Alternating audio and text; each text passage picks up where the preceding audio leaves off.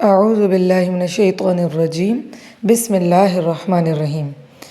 آج جو ہمارے پاس سوال ہے ہماری ایک بہن کی طرف سے، وہ یہ تھا کہ انہیں پیشاب کے قطرے آ جاتے ہیں جو کہ کمزوری کی باعث یا پھر چھینک آنے کے باعث ان کے ساتھ ایسا ہو جاتا ہے، اور وہ بہت پریشان ہیں کہ وہ نماز پڑھتی ہیں اور اس میں دوران میں ہی ایسا ہو جاتا ہے، پھر نماز توڑ کے انہیں دوبارہ جانا پڑتا ہے وضو کرنے۔